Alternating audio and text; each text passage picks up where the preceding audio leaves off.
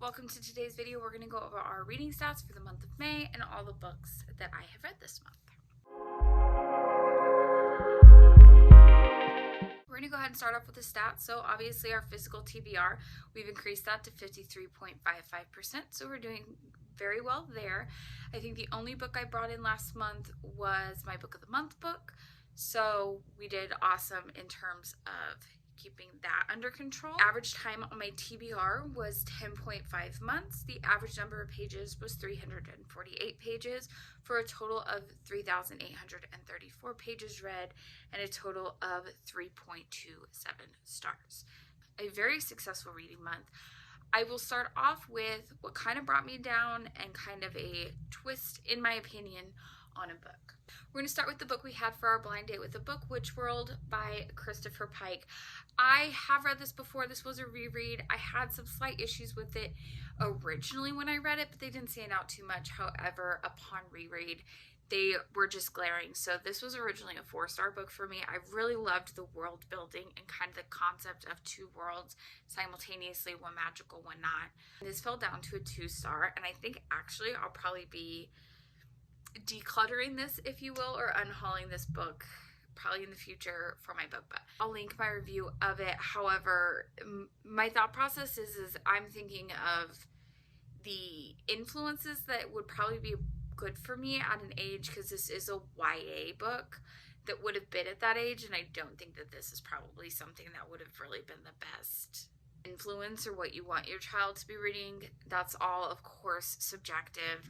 But overall, this was a letdown for me. This is another kind of like rough letdown, Dark Matter by Blake Crouch. So this is a letdown in the sense that for some reason I had this in my head that this is going to be the best book ever. He's going to be my new favorite author. Like, I have no idea why. This guy gets kidnapped one day and then he wakes up and he's somewhere he doesn't have a memory of being. Nothing's quite right.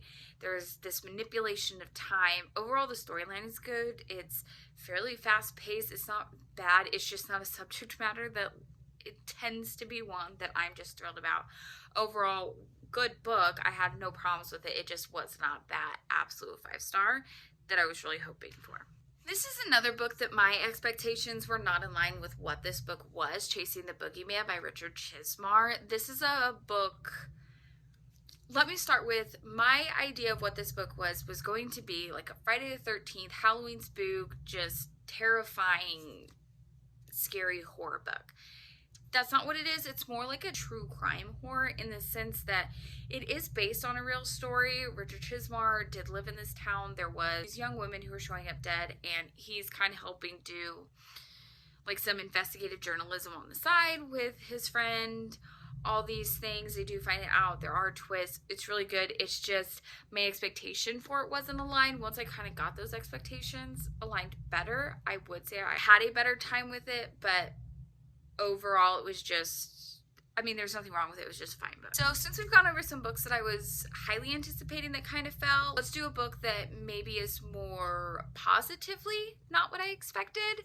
So The Secret Runners of New York by Matthew Riley. I did buy this strictly because of the cover. It is absolutely beautiful cover.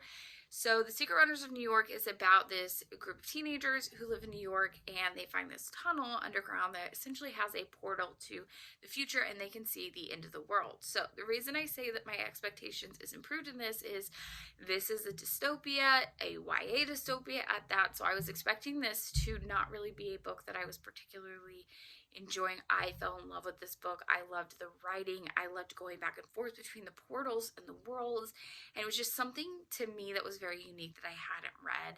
I thought the writing was good, and so this just probably one of my favorite books of this month, and was just really went above and beyond what my expectations were, and I highly recommend this book. Another book that I didn't necessarily have an expectation for because I have read this before, The Ice Coven, the second in the Jessica and the Emmys series. Another fantastic book. It's just a continuation of her investigations. There is now 2 influencers who have gone missing while they're investigating another murder's coming out, and there's just all these kind of deeper, darker, underground secrets of the world that they are discovering.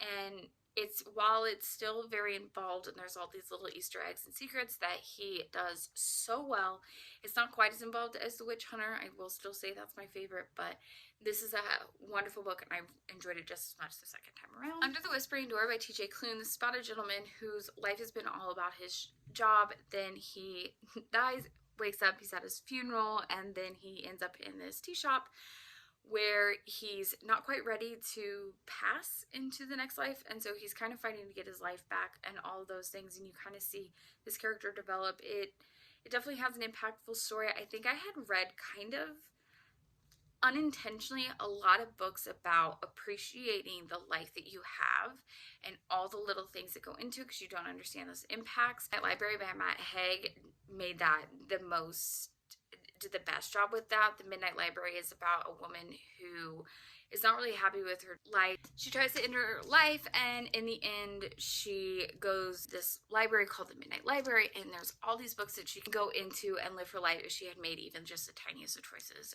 and essentially learning that there is more to life, your decisions are there. And I think both of these books did a really great job. I think I was reading too many of them. The Midnight Library, though, it's a Matt Haig book. I think he does such a fantastic job with his writing. These are both really great books. The House of Hollow by Crystal Sutherland. This is a book about three sisters, Gray, Vivi, and Iris, who go missing on New Year's Eve, and then exactly a month later, they show up in the exact same spot. They have no memory of what happened, and then things kind of change, where things kind of happen. You know, there's a little bit of magic, a little bit of mystery. Then one night, 10 years later, one of the sisters, Gray, goes missing, and they're trying to figure this out. There's, you know, the magical portals and all this stuff and all these little intricacies that I thought were so much fun.